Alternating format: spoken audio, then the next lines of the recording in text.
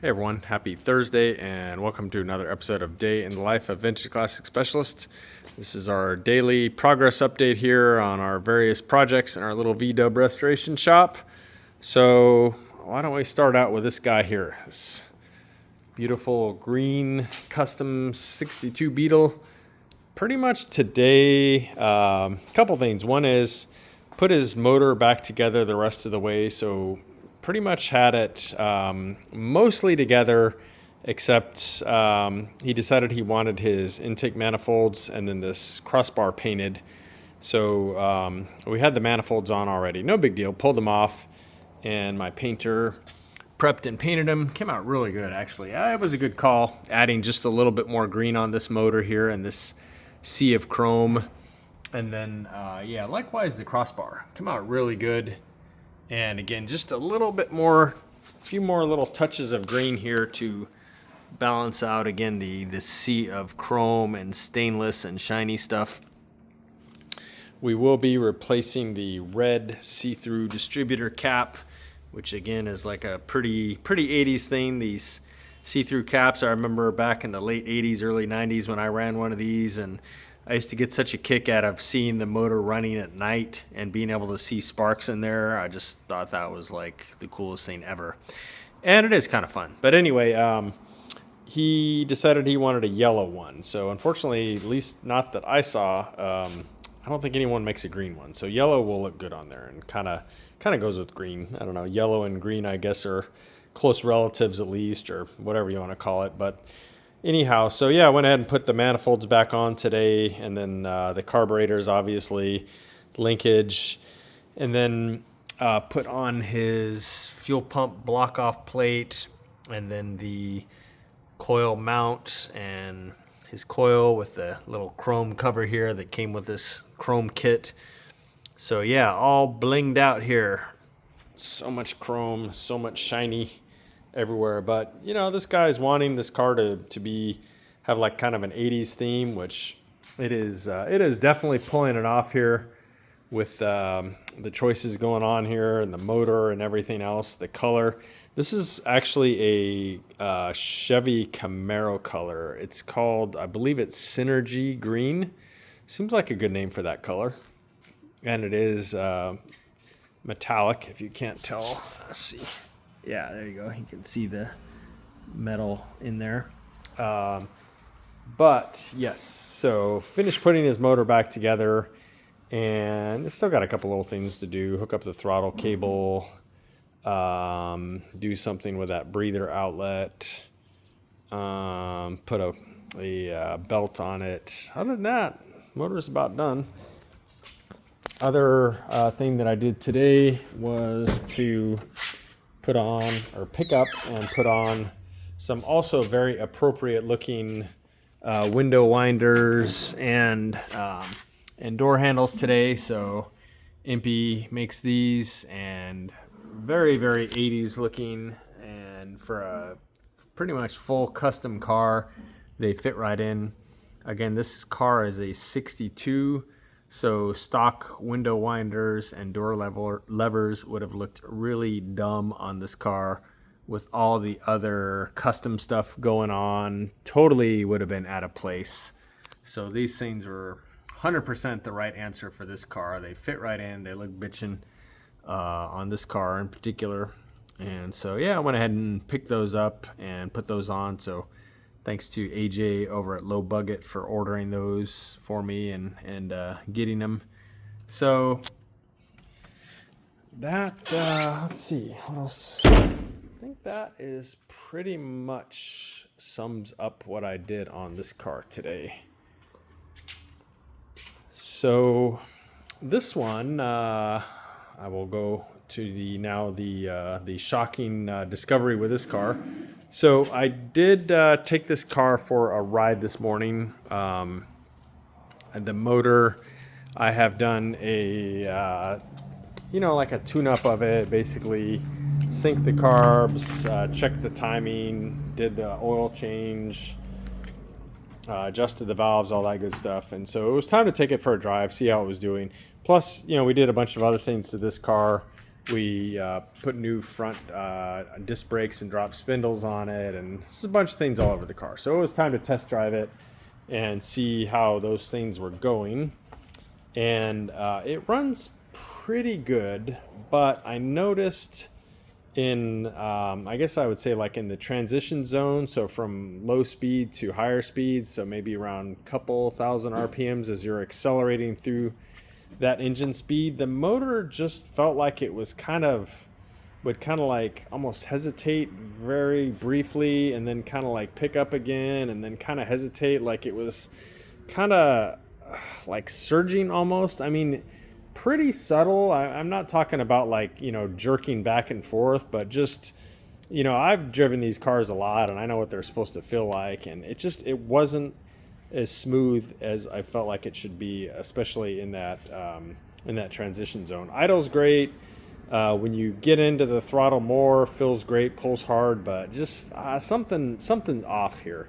So took it back to the shop, and after that little, I don't know, a couple mile little round trip here around Orange, and I adjusted the idle mixtures, which they were okay. They were, a couple of them were off a little bit, but best as I could anyway. It's really hard on these to adjust the idle mixtures because the screws, which you can see one of them right there, they're super hard to get at on IDF carburetors without having holes cut in the sides of the engine compartment there, what people commonly call Weber windows.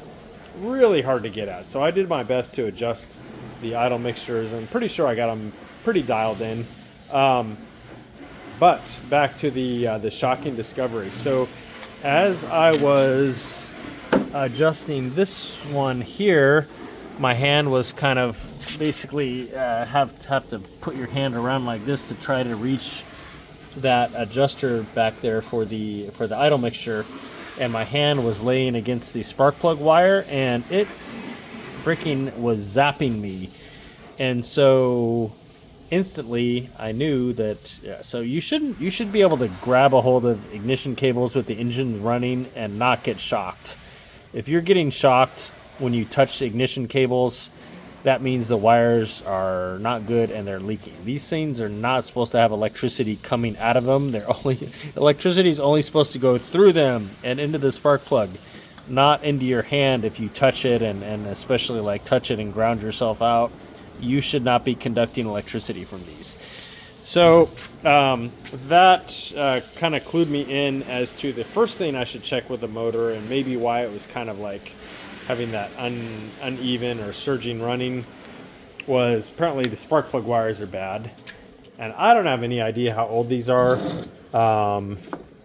So I'm not sure who made these wires, but he has kind of like, I don't know, the stuff that you would run wire through. And I don't know if this stuff came on these wires or if it's something that the owner added on there. I'm not really sure what's going on here, but regardless of these sleeves on here, at least that one wire, it was zapping me pretty good right through the wire. So no bueno on those. So went ahead and picked up a set of spark plug wires, which is what you see in here now, and replaced those, and just briefly kind of fired it up, revved the engine a little bit. I could be imagining things, but I felt like the motor was, again, it's kind of hard to tell just sitting idling and goosing the throttle. I kind of felt like it was running smoother and more responsive. So I don't know. It's hard to tell. Maybe it was like a placebo effect. But again, the fact that one wire was zapping me tells me they're probably pretty bad and probably leaking current all over the place. So I have to feel like it's going to run a lot better now that it's got a new set of plug wires. So probably what I'm going to do is in the morning take it for a drive and see if that kind of surging in the kind of mid-range is gone or not. And then based on what I feel with that, then maybe go into the carburetors or something.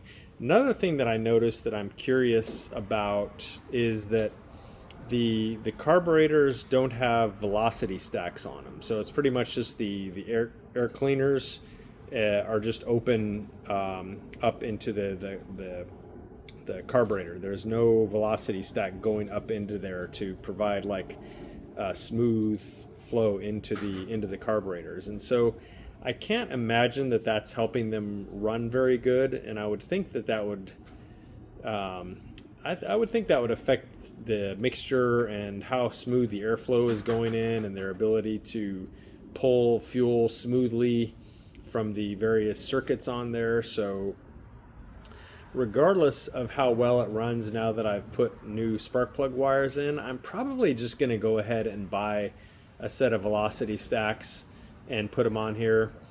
And the other thing I noticed is that these air cleaners are pretty ancient looking, and I even noticed when I had one of them off, debris on the top inside of the carburetor, like the outside of the carburetor, but on the top of it, when you pull the air cleaner, there's like debris laying down there by the jet stacks. And so I'm pretty sure that these ancient air cleaners are like coming apart, and particles are kind of getting down potentially into the carburetors. So yeah, this thing needs some new elements. I think it needs a pair of velocity stacks or a set of velocity stacks. And I may just go ahead and pull the carburetors apart, because I'm guessing that there's probably junk down in them that's, maybe occasionally blocking some jets or something. I don't know, but I feel like I probably need to go through these, but kind of one step at a time. I think the first thing is to see how it runs now with the wires, and then probably go ahead and add velocity stacks and new air cleaners and see where we are then. And then, again, potentially pull the carbs and give them a quick once over. So we'll see. But I have ordered the alarm. They did want an alarm for this. So if you guys remember back in the day, the cool alarms that we used to put in cars were Viper and Clifford. So I had a Clifford alarm in my Cal Look Bug back in the day, and I remember Viper was kind of the competing one. At least that's kind of how I remember it. But yeah, I ordered this guy a Viper alarm, kind of a simple one. It's not going to like lock and unlock the doors or anything like that, but it will have a motion detector where if somebody like bumps the car, it'll set it off. Hopefully be able to wire it into like the dome light sensor, so if somebody were to open a door, that would set it off. And I don't know, we'll see. I may add something to set it off if you open the hood or the deck lid. I'm not sure about those yet, but regardless, you can wire it in so that it will cut the ignition if the alarm's been set off, or if the alarm, I guess, is armed for that matter, that it would cut the ignition. So yeah, just some kind of like basic protection here. They really wanted that because, again, as I mentioned before, this car has been stolen before from this family who's owned the car since it was like 2 or 3 years old. So they do really want an alarm. So that's on order, and I think it's supposed to come Saturday, so I'll probably be installing that next week. So yeah, this thing is getting kind of towards the end here. I had to sort out the running issues a little bit, install the alarm, and I think those are kind of the last major things.